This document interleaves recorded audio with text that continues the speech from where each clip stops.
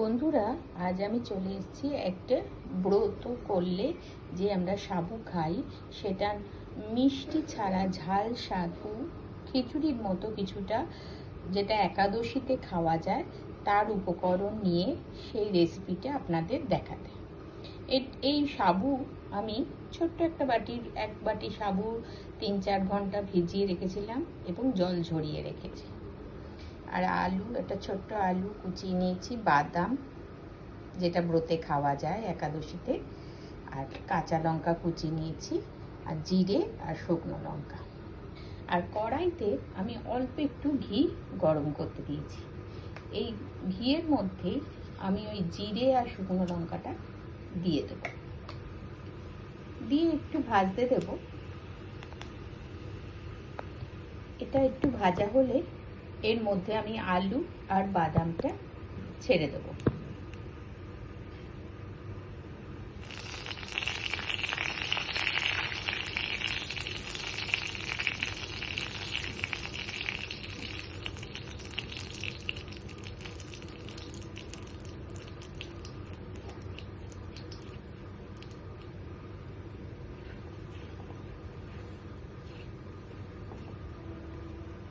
জিরে আর লঙ্কাটা ভাজা হয়ে গেছে। এর মধ্যে আমি ওই কুচি করা লঙ্কা, আলু আর বাদামটি দিয়ে ভেজে নিই।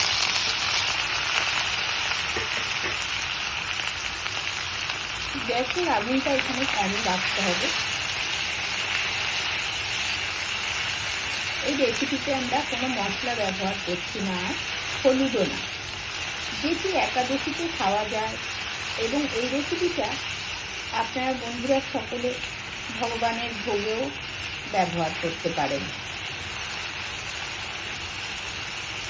সেক্ষেত্রে লঙ্কাটা একটু কম দেবেন। আর এমনিতেও লঙ্কা, নুন, মিষ্টিটা আপনাদের স্বাদ মতো আপনারা দিয়ে নেবেন। আমি একটু ভাজা হতে দেবো, তারপরেই আমি এর মধ্যে নুন আর মিষ্টি অ্যাড করে জল দিয়ে দেবো, একটু অল্প সামান্য, যাতে আলুটা একটু বয়েল হয়ে যেতে পারে, হালকা সেদ্ধ হয়। অল্প কিছুক্ষণ আলু, বাদাম, লঙ্কা এগুলো ভাজা হয়ে গেছে।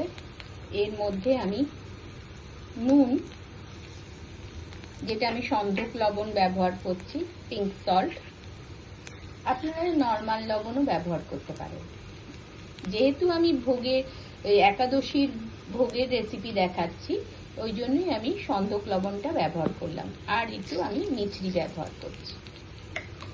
এর বদলে আপনারা চিনি বা গুড় ব্যবহার করতে পারেন। হালকা জল দিয়ে দেবো। দেখুন, শুধু একটু আলুটা ডুবেছে, এরকম একটু জল।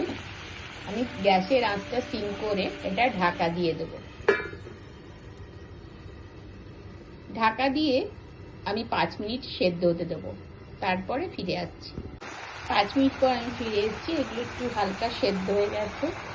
এর মধ্যে আমি এই জল ঝরানো সাবুটা দিয়ে নাড়াতে থাকবো যতক্ষণ না সাবুটা ট্রান্সপারেন্ট হচ্ছে।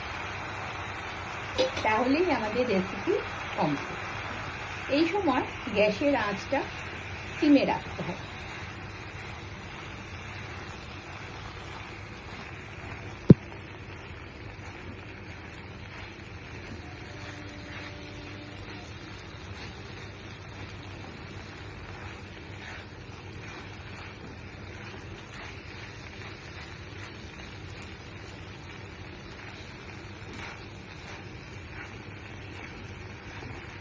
আমরা এই নাড়াতে নাড়াতেই এটা রেসিপিটা তৈরি হয়ে যাবে।